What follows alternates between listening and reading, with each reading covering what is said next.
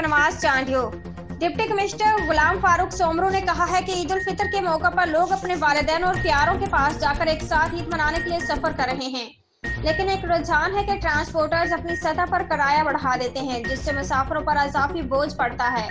उन्होंने कहा कि मुसाफिरों को ज्यादा से ज्यादा रिलीफ फराहम करना और ट्रांसपोर्टर्स को बगैर किसी अथॉरिटी के किराया बढ़ाने से रोकना हमारी अव्वलिन जिम्मेदारी है। इस ज़म्न में डिप्टी कमिश्नर ने ईद उल फितर पर ट्रांसपोर्टर्स की जानिब से किराए बढ़ाने के पेश नज़र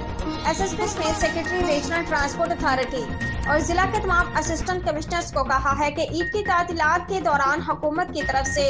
मुकर्रर करदा किरायों पर अमल दरामद को यकीनी बनाने के लिए जिला के तमाम ट्रांसपोर्टर्स को हिदायत करें कि वह ईद के दौरान ज्यादा किराया वसूल करने से गुरेज करें। बसूर दिगर खिलाफ वर्जी करने वालों के खिलाफ कवायद के मुताबिक कार्रवाई की जाएगी।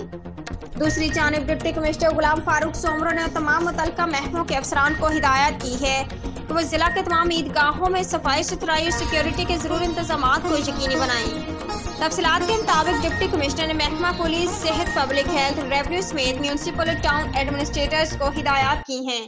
कि वह मरकजी ईदगाह मकली समेत जिला भर की तमाम ईदगाहों पर ईद उल फितर की नमाज के दौरान सिक्योरिटी, सफाई सुथराई समेत दीगर तमाम इंतजाम को यकीनी बनाएं। उन्होंने डिस्ट्रिक्ट हेल्थ ऑफिसर को हिदायत की है कि वह जिला ठट्ठा के मरकजी ईदगाहों पर एम्बुलेंसेस की मौजूदगी को यकीनी बनाएं।